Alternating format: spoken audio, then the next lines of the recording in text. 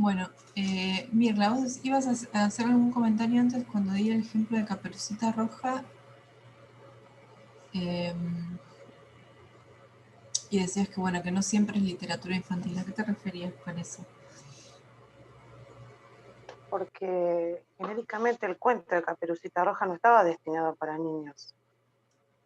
Bien, Ese después cuento, en realidad hay muchos estudios sobre la literatura infantil, que la mayoría de los cuentos que hoy conocemos como cuentos de mm, literatura infantil no eran cuentos de literatura infantil. O sea, no estaban destinados a los niños, ¿no? Y de hecho tienen, eh, en general, tienen, bueno, no vamos a profundizar en eso, pero muchos aspectos que son medio eh, heavy, ¿no? Para trabajar con niños. sí, Pero bueno, pensándolos en la versión por ahí más light y la que más conocemos, ahora sí es una locura que un cuento infantil incluya la, que bueno, no es antropofagia porque el lobo es un lobo, pero que se termina comiendo una señora. sí. Es raro, lo tenemos súper naturalizado, pero la verdad es que es raro. Bueno, es muy de como de la modernidad de haber destrozado esos cuentos infantiles, porque la verdad es que tienen unos mensajes un poco extraños.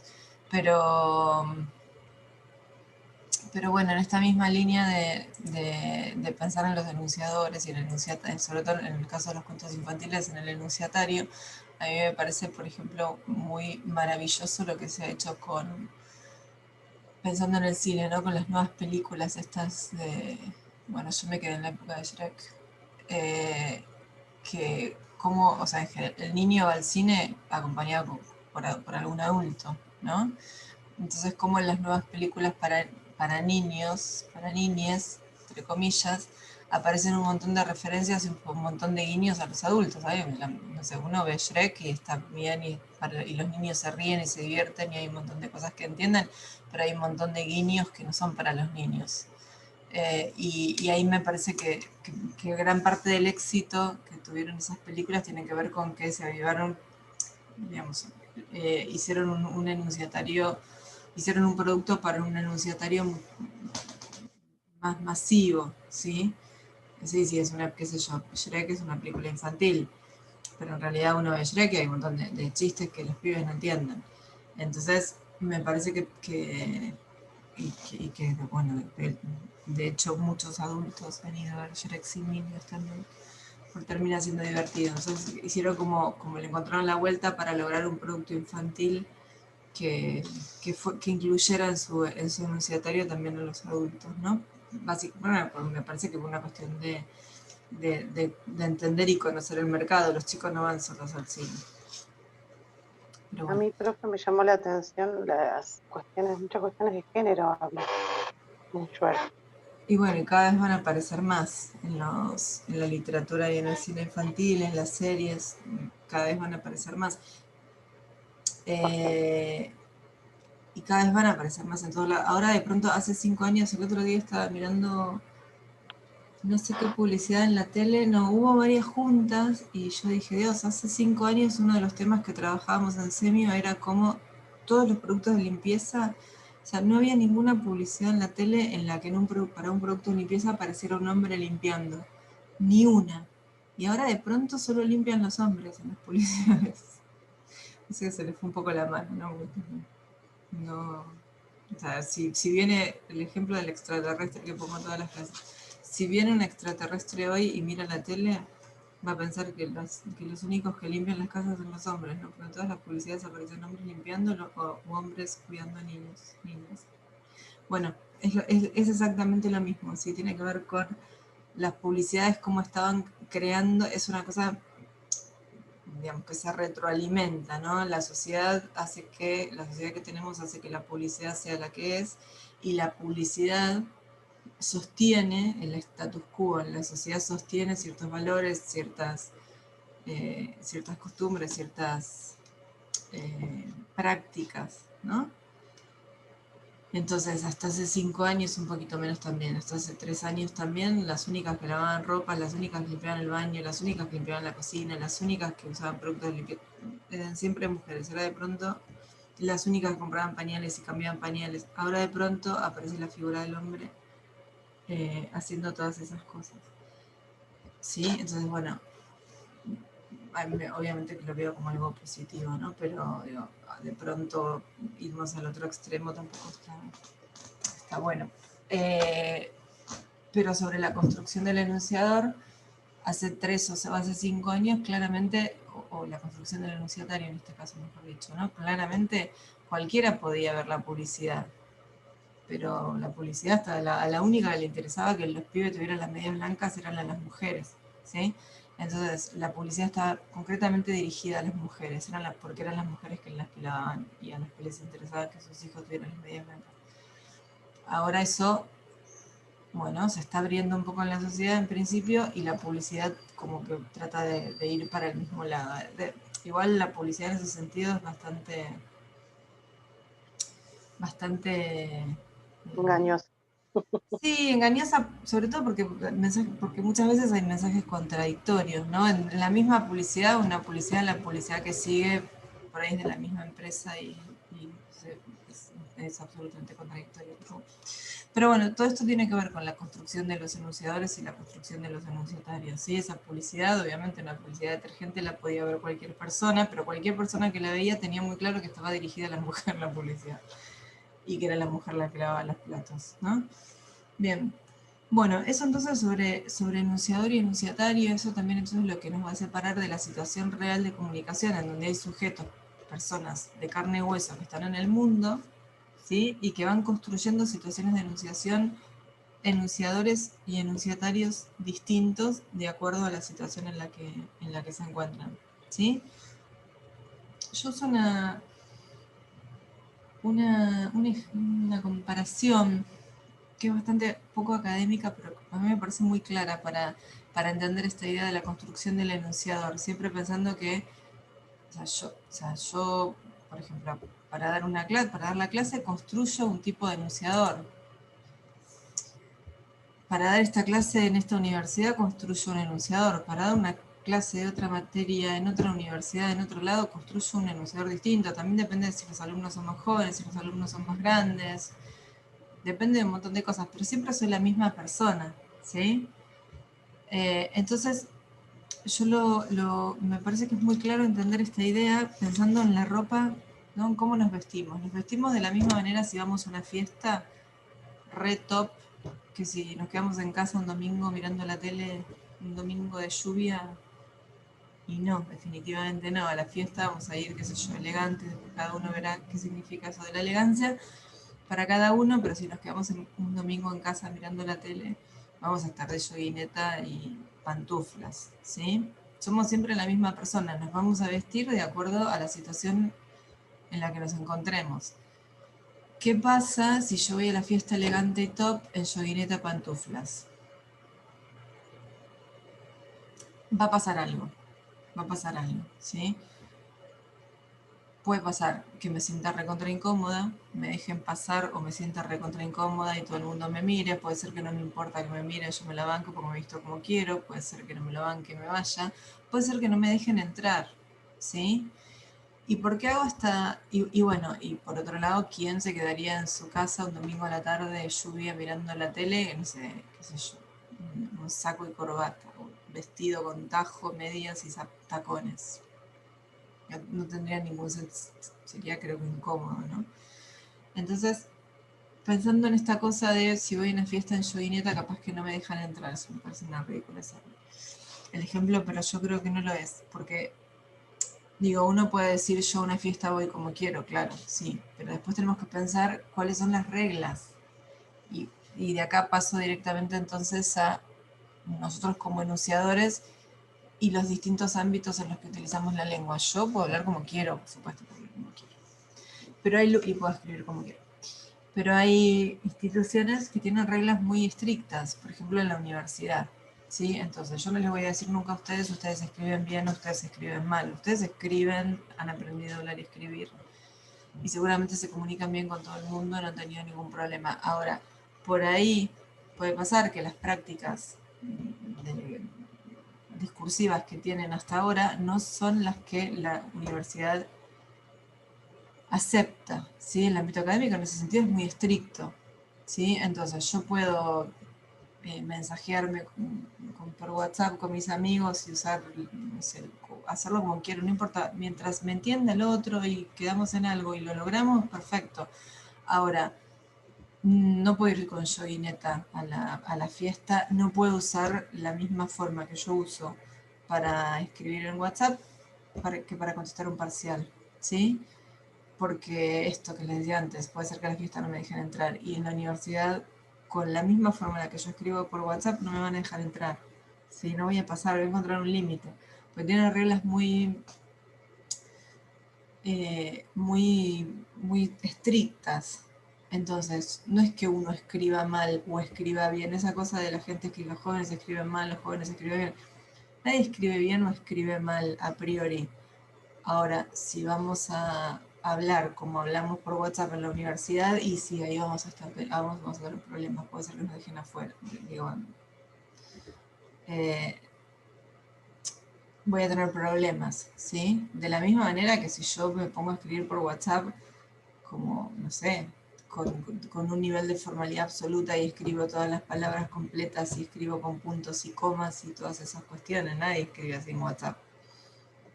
Es esto de crear el enunciador y el enunciado que corresponde en cada ámbito. Entonces esto es re importante para la vida también, que nadie venga a decirles si ustedes escriben bien o escriben mal, porque nadie escribe bien o escribe mal. O sea, la ortografía no es una regla de WhatsApp. No pasa nada si yo escribo con errores de ortografía en WhatsApp. Ahora, sí es una regla de la universidad, entonces ahí sí lo tengo que cuidar. Y la misma persona puede escribir de una manera súper, entre comillas, desprolija, descuidada o no cuidando estas cuestiones de la gramática y los acentos y la normativa en general, lo puede hacer en WhatsApp y puede tener una forma súper formal a la hora, un desempeño súper formal a la hora de hacerlo en la universidad, ¿sí? Bien, y entonces ya con esto nos vamos metiendo un poco en el texto de Bakhtin. Hay un texto de Bakhtin, tienen dos textos en donde aparece presentado el tema de Bakhtin, que es un autor que va a trabajar, por lo menos lo que vamos a trabajar nosotros, de su texto. eh, bueno, después lo comento. Habla sobre los géneros discursivos, ¿sí? El texto se llama El problema justamente de los géneros discursivos y, eh, y también tiene que ver con esto que estábamos diciendo recién y tiene que ver también con esta idea, seguimos, ¿no? Respondiéndole a Saussure, a esta idea de Saussure de, no, bueno, no, el habla es caótica, no se puede estudiar, y Bakhtin dice, bueno, en realidad ahí se pueden establecer criterios, por ejemplo, el de los géneros discursivos. ¿Qué son los géneros discursivos? Bueno, ahora vamos a definir qué es un género discursivo, pero antes de definir qué es un género discursivo, pensemos en lo siguiente, ¿sí? Cuando por ejemplo, empieza una clase, yo le digo, hola chicos, ¿qué tal? ¿Cómo andan? ¿Ustedes qué me contestan? Los que me contestan. ¿Bien y vos? ¿O Bien, bien, tipo diciendo mal, pero bueno, no te terminas de decir? bueno. Uh-huh. Bien, vos, todo bien, vos, sí. Me estoy muriendo, se me rompió la heladera, se me cortó internet, no sé qué, el gato está vomitando acá al lado y sin embargo me dice, ¿cómo estás? Bien, bien. ¿Sí? ¿Por qué pasa eso? ¿Sí? ¿Qué pasaría si yo entro a una clase? Siempre les digo esto, este ejemplo también lo pongo en la clase presencial. Le digo, ¿qué pasaría si yo entro acá y le digo, hola chicos, ¿qué tal? ¿Cómo están? Y uno levanta la mano y me dice, mal, profe, ¿sabe que esta mañana cuando... Y me cuenta lo que le pasó toda la mañana y yo, mátenme. Pero no de falta de empatía. No tiene que ver con la falta de empatía. O sea, si quieren después me contás todo, o sea, fuera de esa situación, me contás todo lo que te pasó y vemos cómo lo resolvemos.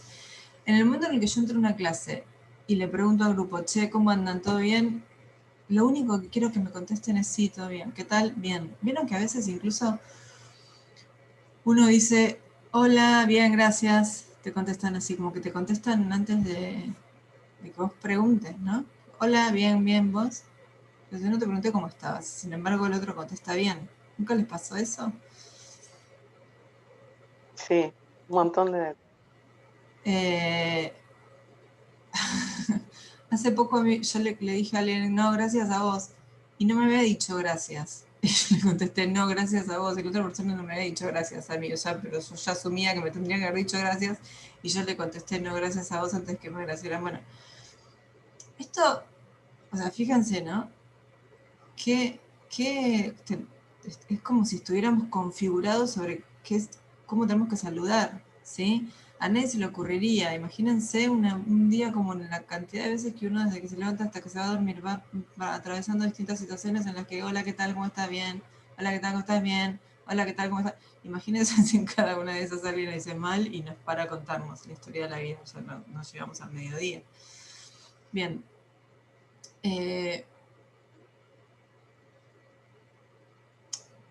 Algo tan sencillo como un saludo, ¿sí? Algo tan sencillo como un saludo así casual. eh, Fíjense lo reglamentado que está. Uno sabe qué tiene que decir cuando le preguntan cómo está, ¿sí? Y no se trata solamente de personas. Bueno, porque yo soy la profesora, entonces me contestan bien. Si se encuentran en la clase, llegan a la clase, ustedes se encuentran con un amigo, che, ¿cómo estás? Bien. Y a los 10 minutos o cuando termina la clase, ¿estás bien? Y dice, no, vení que te cuento y vamos a tomar un café. No se trata solamente de que somos personas que no nos conocemos, ¿sí? Entre personas conocidas pasaría lo mismo en este saludo, che, ¿cómo estás? Bien. Después, en todo caso, te cuento qué me pasa, ¿sí? Entonces, piensen ustedes, los invito a pensar en esto, piensen ustedes, que si algo tan casual, tan como uno podría pensar, tan la nada misma, como un saludo del tipo, hola, ¿qué tal? ¿Cómo estás? Está tan reglado, no nos permite ningún tipo de creatividad. ¿Quién puede ser creativo saludando? Y aquel que se anime a ser creativo saludando, nos vamos a mirar raro. ¿Qué le pasa? ¿Sí? Es más, si ustedes hagan esta prueba, pregunten, o cuando alguien les pregunte, che, ¿cómo andás? Y ustedes contestan, requete bien, también lo van a mirar raro, como diciendo, como sobre todo en esta época. Pero, o sea, tampoco esperamos ni que nos digan mal, ni que nos digan maravillosamente bien, ¿para qué te pasó? Diríamos, no, qué sé yo. ¿Sí? No esperamos más que eso. Entonces, fíjense que si algo tan sencillo como un saludo está tan herméticamente armado que no se puede variar si nos vamos a pensar en otros tipos de géneros y otros tipos de situaciones, ¿sí? Entonces, también cuando dábamos esta clase de manera presencial, uno de los ejercicios que hacíamos era, bueno, yo dividía la clase en tres, en un grupo, todos los alumnos que estaban en un grupo, cada uno tenía que escribir una receta. Otro tenía que escribir una noticia y otro tenía que escribir algo que ya no se puede porque no existe más, pero bueno, como si fuera la descripción, como si fuera una reseña, no sé, en una época lo hacíamos como lo que venía en la contratapa de los DVD, no sé si saben, no sé, bueno, si habrán visto DVDs. Como si fuera la reseña que viene en la peli o en la serie de Netflix, ¿no? Y era muy divertido porque hacían textos que eran perfectos. Cualquiera de las recetas que hacían en clase eran recetas que podían tranquilamente ser publicadas en un libro de recetas. Eh, las noticias estaban muy bien, podían aparecer en un diario, sin ninguna explicación previa, ¿no? Sin ningún tipo de dato teórico previo sobre cómo tenían que hacer, y esto de las contratapas de los videos y DVDs, todo eso también estaba muy bien. Tanto que una vez me llamó la atención que un grupo, bueno, justamente habían hecho la contratapa de este video de Shrek y usaron la siguiente forma. Así que hablaban de Shrek y qué sé yo, y en un momento el intrépido burrito, así también a las 7 de la mañana, Y entonces les digo, ¿y qué quiere decir intrépido? No sabían qué quería decir intrépido. Y digo, ¿cómo usaron una palabra que no saben qué quiere decir? Y estaba bien usada, ¿sí? Entonces, pasaban un montón de cosas en ese ejercicio que estaban buenísimas para ver justamente cómo estamos atravesados por la noción del género discursivo y cómo no tenemos ningún tipo de libertad a la hora de producir estas cuestiones lingüísticas.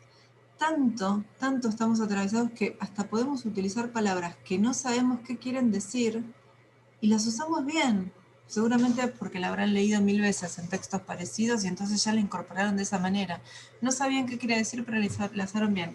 Y no solamente eso, había otro detalle en esa frase que a mí siempre me llamó la atención porque pasaba solamente, no pasaba en las noticias, en el relato de la noticia, sino que pasaba siempre en la contratapa de video, que era la inversión adjetivo-sustantivo. Nosotros en castellano, nuestra frase en general más común es sustantivo-adjetivo, ¿sí? Primero el sustantivo, después el adjetivo. Una casa grande, un día lindo, ¿sí? Y en esta contratapa aparecía intrépido burrito, ¿sí? Entonces, y eso es muy del género, de los géneros literarios, ¿no? Como la contratapa de video se acerca más al género literario.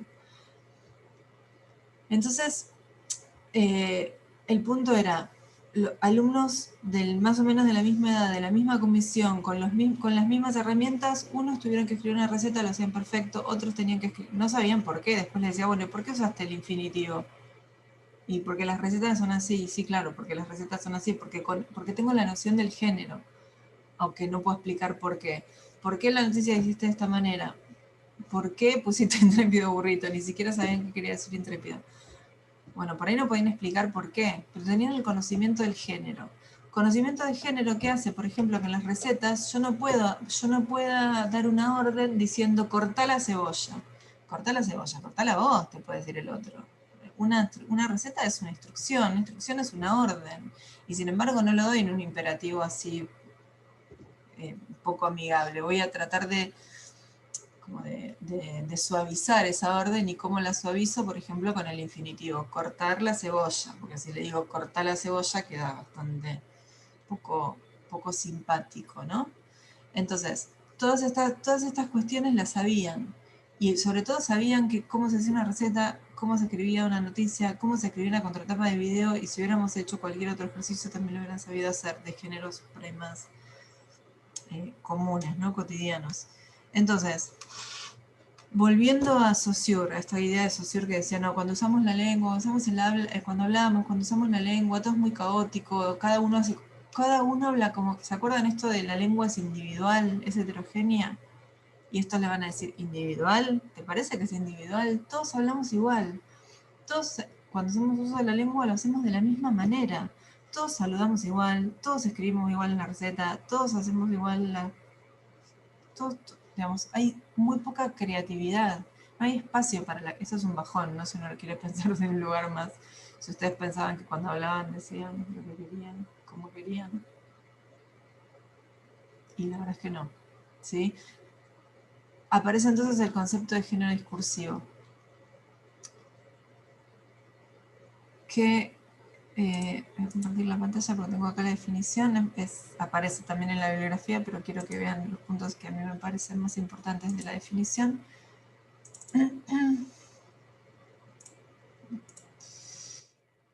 Bien, Bakhtin entonces en el texto El problema de los géneros discursivos define la noción de género, define género como tipos relativamente estables de enunciados asociados a una esfera de la praxis social.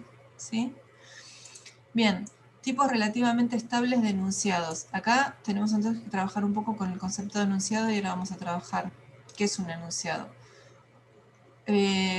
Bakhtin plantea que el enunciado es la unidad real de la comunicación discursiva. ¿Sí? El enunciado lo plantea como una unidad real en el sentido de que es en el sentido de que es una producción que sucede en una situación real de comunicación. Por ejemplo, esta clase es un enunciado. Esta clase es un enunciado porque somos sujetos reales los que estamos interactuando en esta clase, ¿sí? Y sobre todo, y esto me parece que es re importante, de lo que plantea Bastiani es que no va a ser lo mismo el mundo, bueno, entre comillas el mundo, por lo menos el mundo nuestro, ¿no? Nuestro día a día, no va a ser la misma antes y después de este enunciado, ¿sí? Antes y después de este enunciado, ustedes, bueno, van a tener un montón de información más, por ejemplo, ¿sí? Y después de este enunciado, yo voy a decir, este ejemplo estuvo bien, lo puedo hacer, este ejemplo no mejor para la clase que viene lo cambio, la clase voy a dar ahora no esto, entonces lo voy a ordenar, esto lo voy a decir antes, acá que me olvidé decir una cosa al principio la dije después, mejor si la dijo, esto que dije antes mejor, ¿sí? Vamos, real en ese sentido, real en el hecho de que a partir de esta clase, que es un enunciado, se va a generar algo que puede ser un cambio, algo que puede ser, voy a saber algo más de la teoría de la enunciación, algo que puede ser, la verdad que estoy conforme con la clase, la voy a dar de la misma manera, ¿sí? Pero va a generar algo, va a generar una respuesta, ¿sí? El enunciado, una de las particularidades del enunciado, ¿sí? Es que genera respuesta, a diferencia de, va a decir Bakhtin, de una oración. Una oración es una unidad de laboratorio, dice él. Una oración es una unidad abstracta que solo nos sirve para hacer análisis sintáctico. En cambio, el enunciado es una unidad real. Y como es una unidad real, siempre genera respuesta. Todo enunciado genera una respuesta. Por eso es tan importante este otro concepto que aporta Bakhtin y que tiene que ver con el carácter dialógico del enunciado. Todo enunciado espera una respuesta. Esta respuesta puede ser verbal o no. Cuando yo le doy una orden a alguien y le digo levántate y andate, la persona se levanta y se va. Está respondiendo al enunciado. Por ahí no lo hace verbalmente, pero está respondiendo. Puede ser verbal. Levántate y andate, no quiero. Me está respondiendo. Incluso la indiferencia, esto también está bueno saberlo para la vida, la indiferencia es una respuesta también, ¿no? Cuando yo le digo a alguien, levántate y andate, y la persona me mira y se queda, ni me hace un gesto, ¿sí? Indiferencia absoluta también es una respuesta, ¿sí? En cualquier caso, el enunciado siempre espera una respuesta.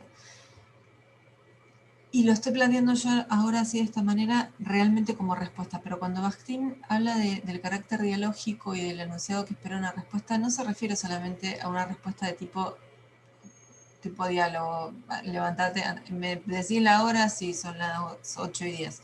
No solamente respuestas de ese tipo, la respuesta, cuando Bakhtin habla del carácter dialógico del enunciado, habla de cómo los enunciados, cada enunciado retoma enunciados previos o enunciados contemporáneos, ¿sí?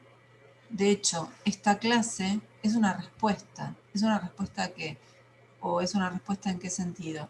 Es una respuesta en el sentido de que yo, en realidad, todo lo que estoy diciendo acá no es en absoluto nuevo. No es en absoluto nuevo porque, primero, porque estoy hablando de autores que ya hablaron de eso hace un montón de tiempo. ¿Sí? Estoy siendo un vehículo de lo que ellos dijeron para traérselos a ustedes, ¿sí? Pero no solamente por eso. El carácter dialógico de esta clase tiene que ver también, bueno, con mis propios discursos previos. Yo ya esta clase, este tema lo di varias veces, entonces te estoy trayendo cosas de mis clases anteriores. Y estoy trayendo cosas de mis clases anteriores que aportaron los alumnos. Y además puedo meter acá, bueno, de hecho tenemos un diálogo entre nosotros y parte de este diálogo también forma parte de la clase. Y también esta clase entra en diálogo con con las clases sobre el mismo tema que están dando los otros docentes en los otros cursos de semio en este momento. Y también están relacionados porque de hecho estamos haciendo un recorte de material porque Bakhtin y los géneros discursivos son mucho más amplios y sin embargo todos estamos más o menos haciendo un recorte similar, ¿sí? Entonces cuando hablamos de carácter dialógico, mejor dicho, cuando Bakhtin habla del carácter dialógico, tiene que ver con esta relación que se genera entre el enunciado con enunciados previos, con enunciados contemporáneos y también con la respuesta que espera cada enunciado, esta respuesta que va a ser por parte de ustedes, bueno, hacerme preguntas ahora o leer el texto y vincular lo que yo estoy diciendo con el texto, o la respuesta por ahí más concreta que va a ser cuando yo les pregunte qué es el género discursivo para Bakhtin en el parcial, y ahí van a ver la respuesta como digamos, la forma más clásica por ahí de respuesta. ¿Sí? ¿Se entiende esto hasta acá?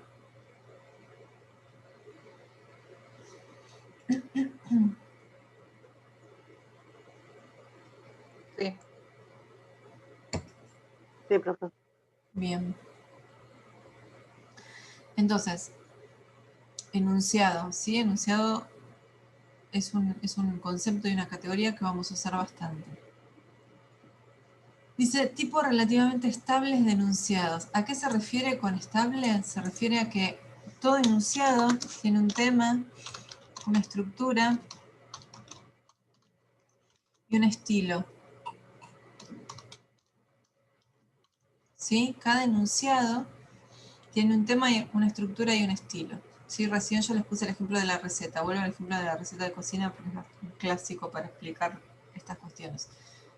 Tema, preparación de un alimento. Estructura, tiene una estructura muy marcada el género de receta. Es primero los componentes, los ingredientes y después los pasos ordenados cronológicamente. No puedo hacer otra... O sea, en principio no hay otra manera de transmitir una forma de preparar un alimento que no sea esta. ¿Sí? Incluso aun cuando dentro del género receta de cocina aparezcan subgéneros como las formas un poco más ayornadas de hacer recetas en la tele, siempre mantienen esta estructura. Relativamente por ahí, ¿no? Resta de la cuestión de relativamente estable. Bueno, y un estilo. Y el estilo tiene que ver con la forma de tratamiento, con la selección de palabras léxicas, la selección de palabras, ¿no? Con la selección del léxico, con la selección de la complejidad o no de las estructuras sintácticas, ¿sí? En el estilo es por ahí donde se puede colar un poquito más lo personal, teniendo en cuenta que, como dijimos antes, todos, todos, ustedes, todo el mundo, ¿sí? Cuando tienen que hacer una receta la va a escribir de la misma manera. Cuando saludamos, saludamos de la misma manera. Si tenemos que escribir un cuento, todos lo vamos a escribir de la misma manera. ¿Qué es un cuento? Un cuento, ¿qué características tiene un cuento en cuanto a lo temático? ¿Cuál es la característica principal de un cuento en cuanto a lo temático?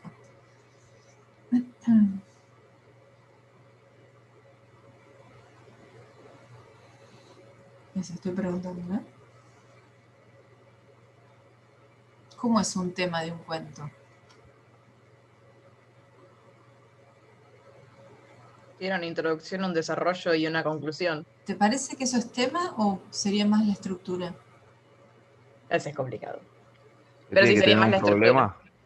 Un Listo. protagonista, algo que contar, una historia. Bien, algo que contar, una historia que contar. Si alguien dijo algo, por ahí también yo no escuché. Sí, que tiene que tener un problema, puede ser. Bueno, tiene que tener un problema. Romina creo que dijo algo que contar, bien. Y ese algo que contar tiene tiene una particularidad. Ese algo que contar puede ser un montón de cosas. En ese sentido puede ser bastante libre. Aunque la verdad es que los tópicos también son bastante... Vamos, nadie es demasiado original a la hora de elegir un tema para contar. Pero ¿qué particularidad tiene que tener eso que se va a contar? Que lo diferencia, por ejemplo, de una noticia. Porque una noticia también es algo que se cuenta.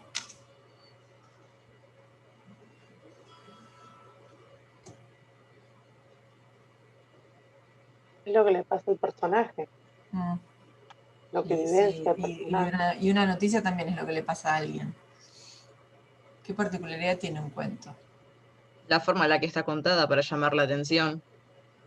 No, tiene que ser ficción, ¿sí? Un cuento y una noticia son recontra parecidos. La única diferencia es que el cuento es ficción y la noticia es algo que sucedió realmente, ¿sí? Después, en general, pueden ser bastante similares, ¿sí? Entonces, el tema de un cuento tiene que ser ficción. Después, los temas pueden ser montones y decimos, bueno, una terrible variedad de temas. Después, en realidad, si nos ponemos a pensar, los cuentos de amor son todos Romeo y Julieta, digamos, contados de distinta manera, y ahí por ahí está la habilidad de contarlo de distinta manera, pero en realidad pues, todos son medio Romeo y Julieta, ¿no? La estructura, lo que decías antes, Romina, creo que eres vos, tema, estructura, perdón, introducción, nudo, desenlace, creo que lo dijiste así. Bueno, el punto es que haya un problema que nos lleva a una situación como de tensión y esa tensión que se tiene que resolver, ¿sí? Esa es la estructura del cuento.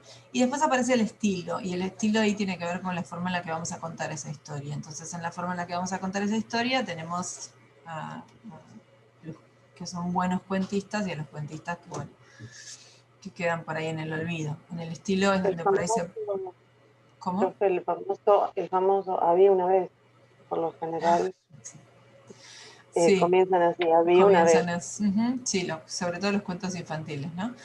Bien, Ujú.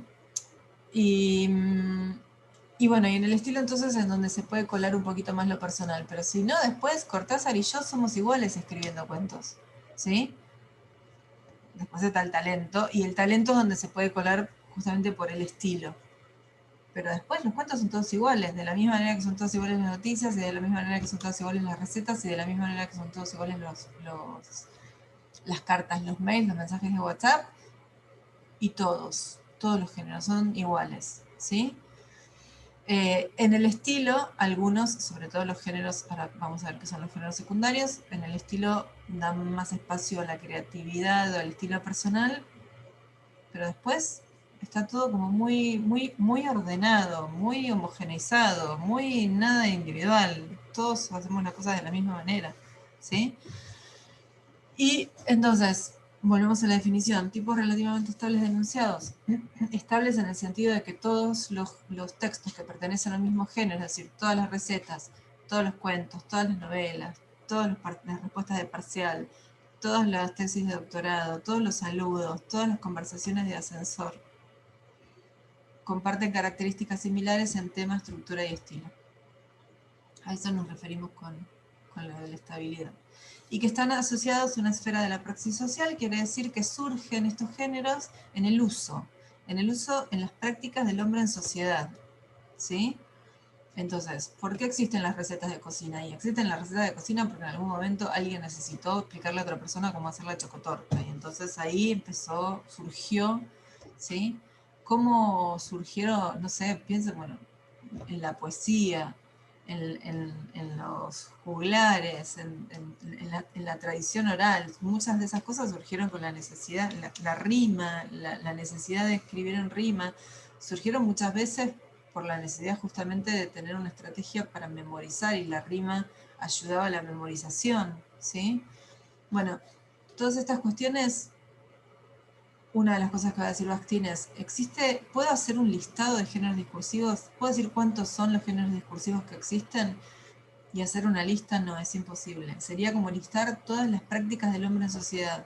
¿Qué hace el hombre en sociedad? ¿Podemos hacer una lista de todo lo que hace la gente en sociedad? Y no, la verdad que no.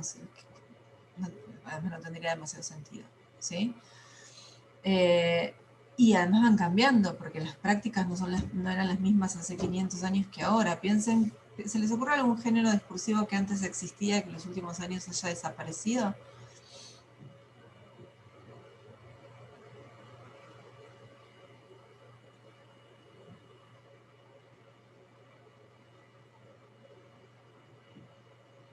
Algo bastante común, Profe, ¿eh? puede ser, No común para ustedes. cuando, podría ser cuando se pregonaba. Algo mucho más actual, sí, también, pero algo mucho más actual. Se corta, nos volvemos a conectar y mientras piensan, ¿sí?